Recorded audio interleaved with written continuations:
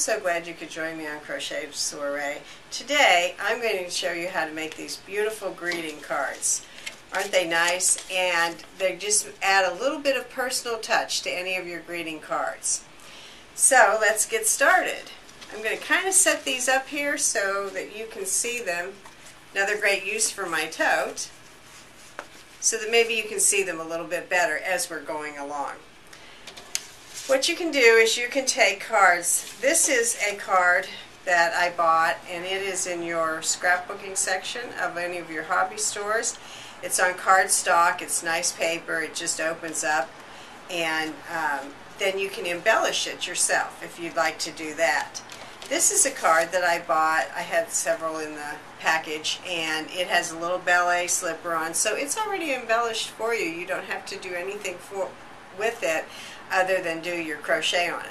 However, I probably would put a few rhinestones, but that's me. And this is another card here that I started so that I could show you what I'm doing. And I just bought this, and I like the way it opens. It's just a little bit different, gives a little bit different look to it. So let's get started. First, you're going to take your hole punch. I've already started to punch some holes in this particular card. And this is easy to do. You don't have to measure it, or if you feel more secure, you could put little dots on there. But I just kind of go along, and I don't always get them exactly even, but it's going to be okay once you start your crochet. So it'll be okay no matter what. And I just go along and just put as many as I think I need there.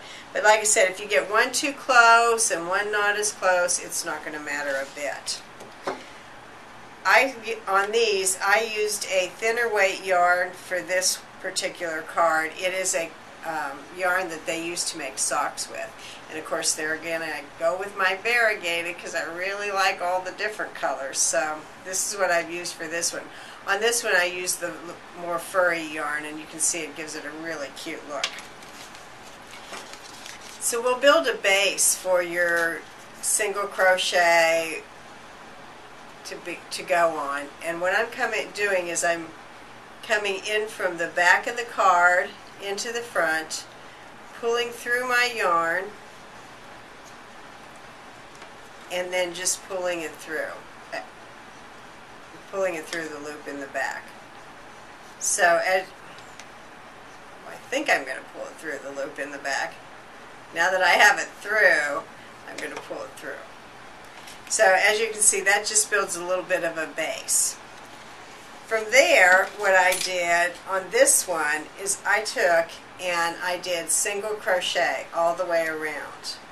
Then I came back with another row of single crochet because this is really fine yarn, and I just thought it would build up my little base a little bit better. Then what I've done is in one single crochet I do a double crochet, 3 triple crochets, and a double crochet. Then I go to the next one, single crochet, and I single crochet in it. So it pulls it down so that you have a scalloped edging. And then that's it. One row of that, and you tie it off, and you're finished. And it just makes the nicest looking little card. It adds so much extra to your card. This happened to be a plain card that I bought in the hobby shop, and it had the pink stripe on the bottom and then the purple stripe up at the top, the large purple stripe. So I was able to embellish this myself. And what I did is I took one of the flowers that you see all the time in all the different craft stores, and you can even buy a hairpin right now, and take the flower off and use that flower.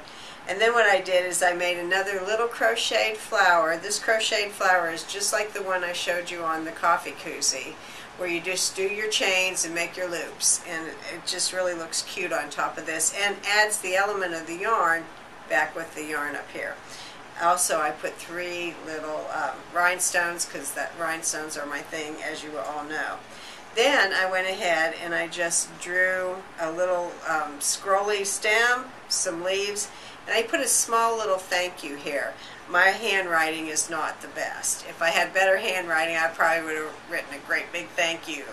But because it's not, I wrote a small one. Also, you could use a stencil to write thank you or happy birthday.